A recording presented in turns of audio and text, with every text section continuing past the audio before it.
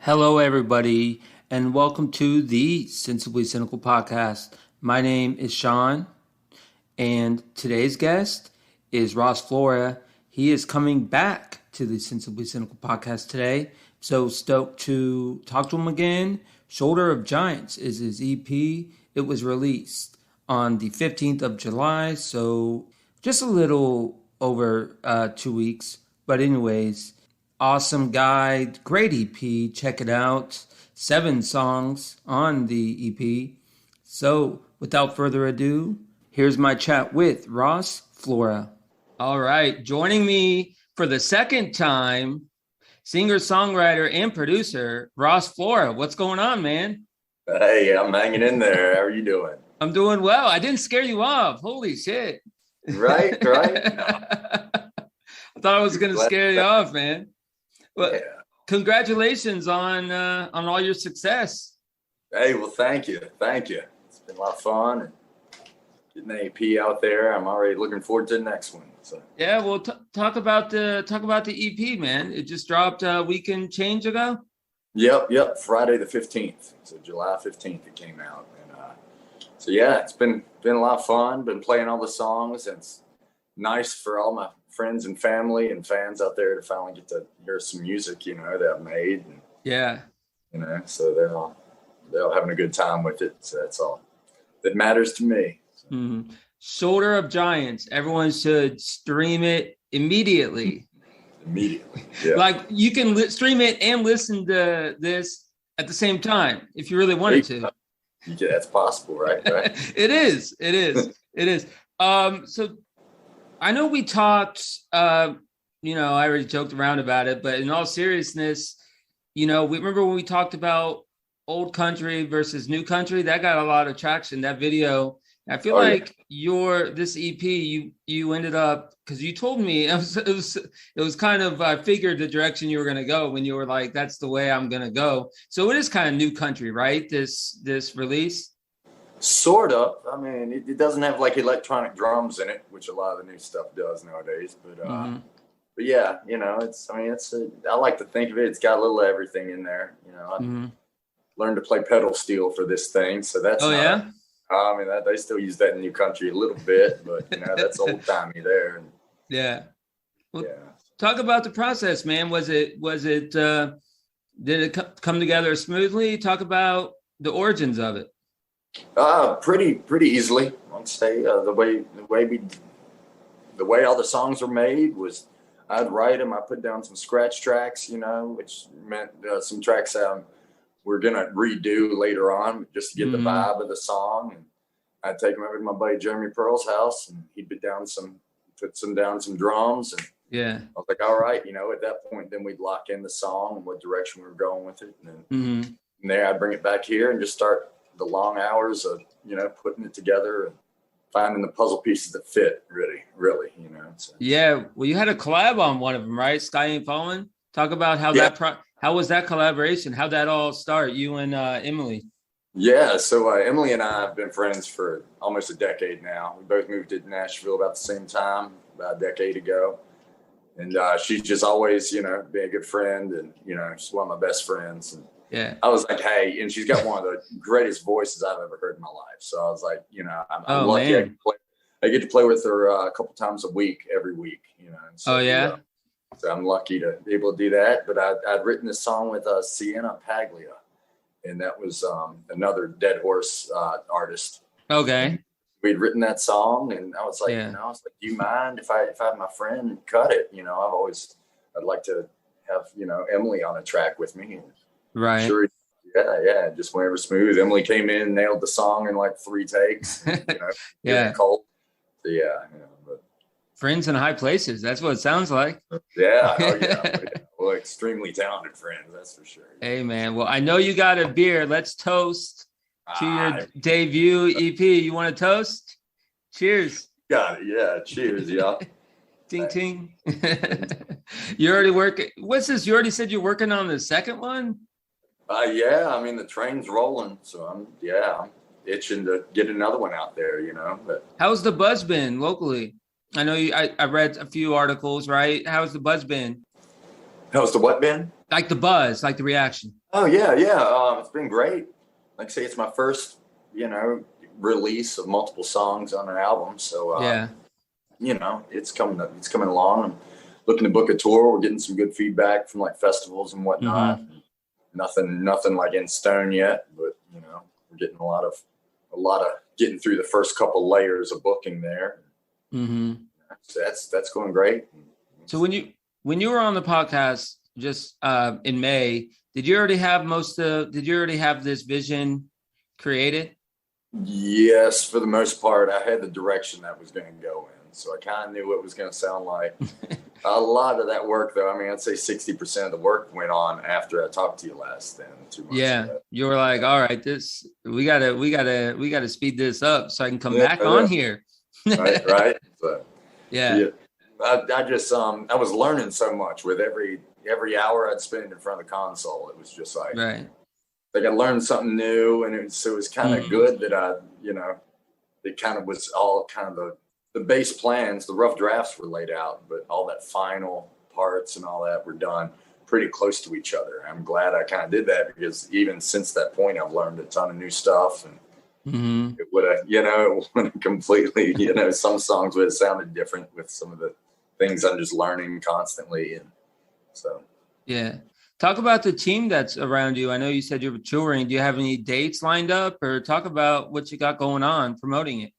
So right now it's a little late to be getting into the fall festivals right now. They're booking. Yeah. So we're booking next spring right now, really. But I mean, there's still a couple of things we're looking into for the fall, but it might be some club dates or something like that. But we're like I say, we're trying to get in at the last minute. Get in where you fit in, right? Is that the? Yeah. So, yeah, I know, man. It's kind of an interesting time to debut something.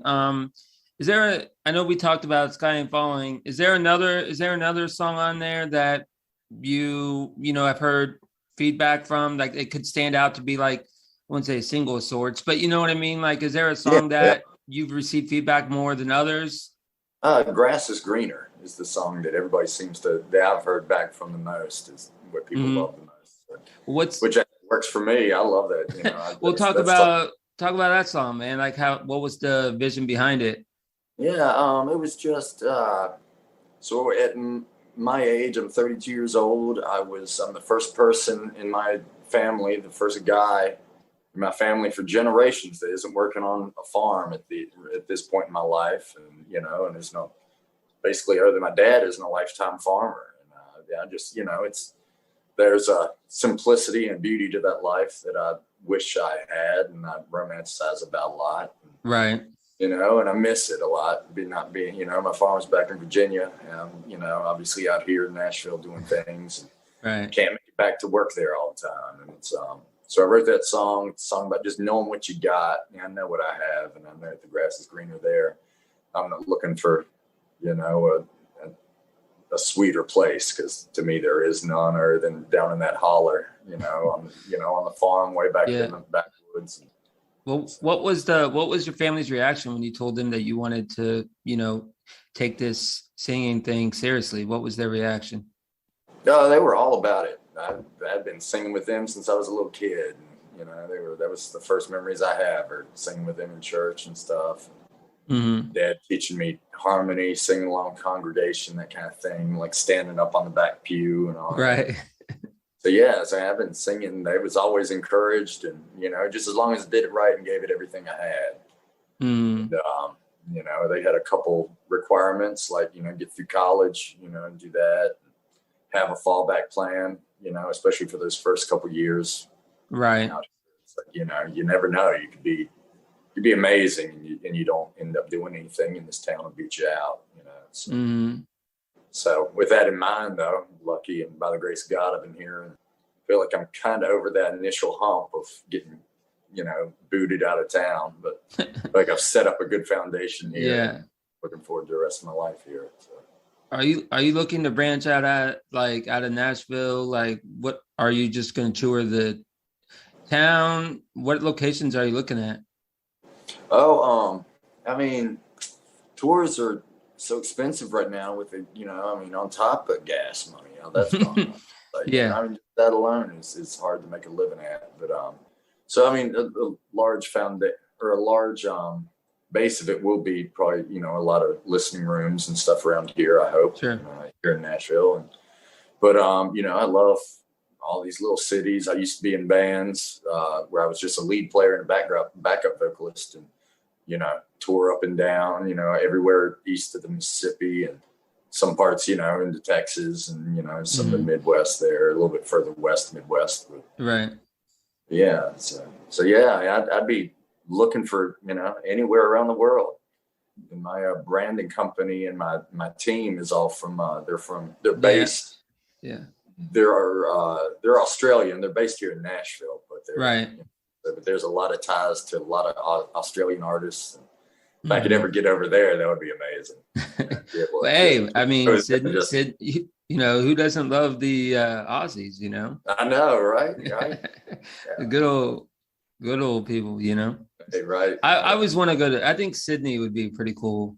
Right. See where the Olympics were held, and Sydney's on my list. Yeah. If I had to pick, and in all fairness, it may be the only big city I know in Australia, but Melbourne. No, I know. I'm busting chops. Right.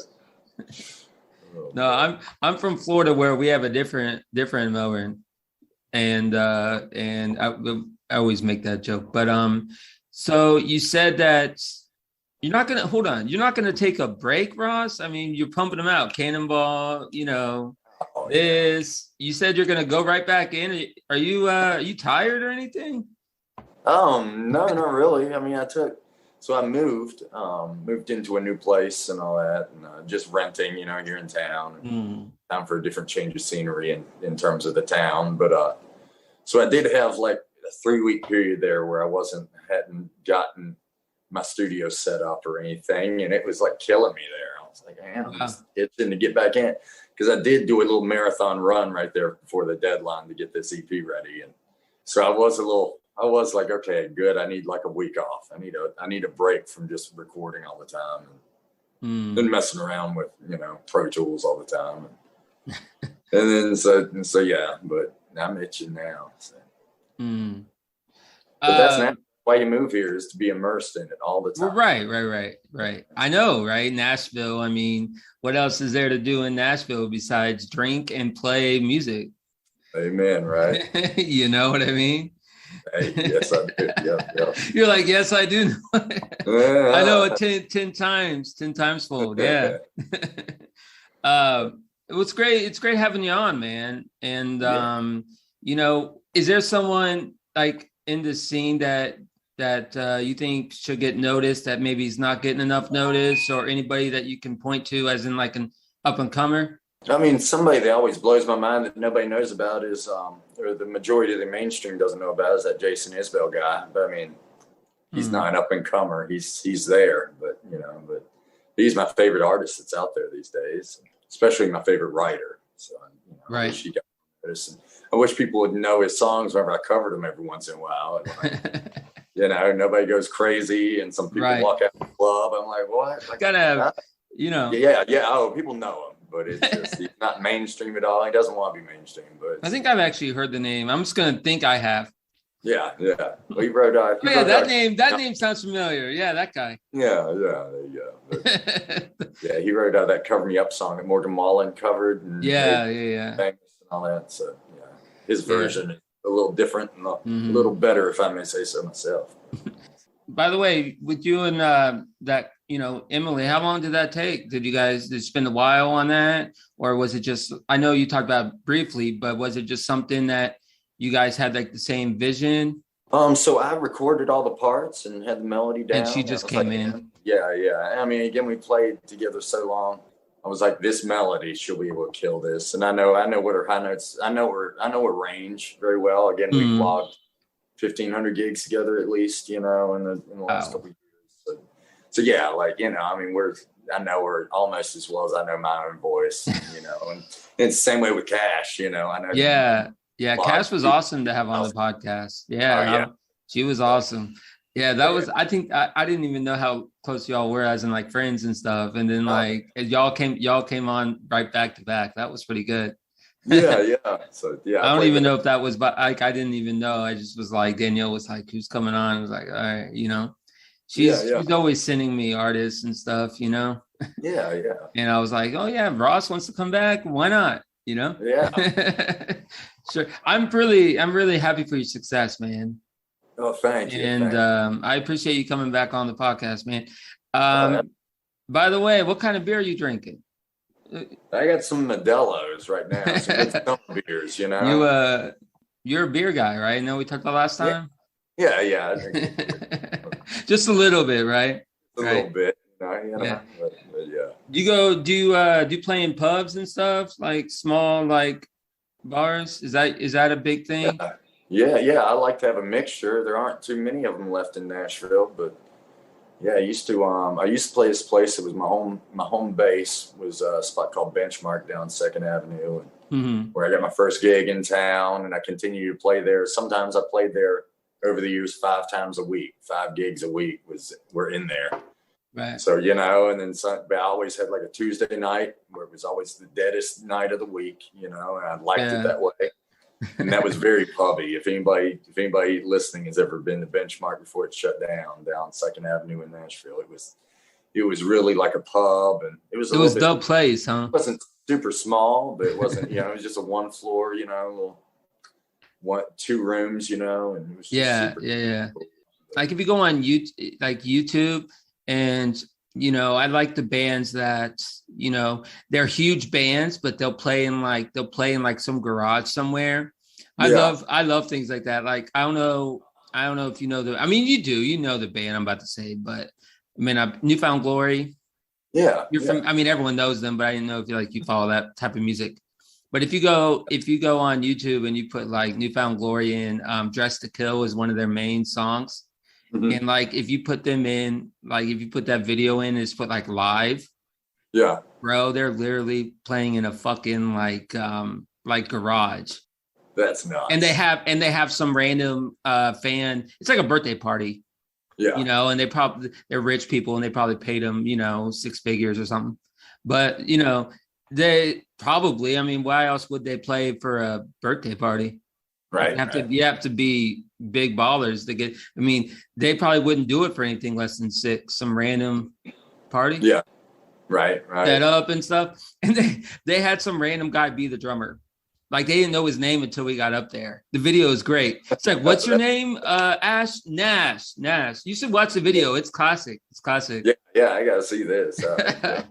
But anyways, man, it's great. It's always great having you on, man. You're welcome to come back whenever you want. And for those that haven't listened to the first time you were on, just type in your name and Sensibly Cynical, and it's right there. But for your social media, for those that are living under a rock and haven't followed you yet, what's your social media handles? It's Ross Flora Music. Find me on Instagram and Facebook. It's Ross Flora. And all that. So yeah, I got like pages and all that. So give me a follow and a like and a stream, and I appreciate it, y'all. Yeah, man. You beat me to it. I was gonna say, hey, go ahead and plug the EP one last time. Yeah. So it's on Apple Music, Spotify, all the above. There's like 20 different streaming sites now, but you can find it under Ross Flora. The album name is Shoulders of Giants. So. All right, Ross. Thank you again. Hey, thank you, man. Cheers. Hey, cheers. You take care, right? And you can come back whenever. You know, it's always great chatting with you. Okay. Oh, thank you, man. Thank you. See you, buddy. All right, see you, man.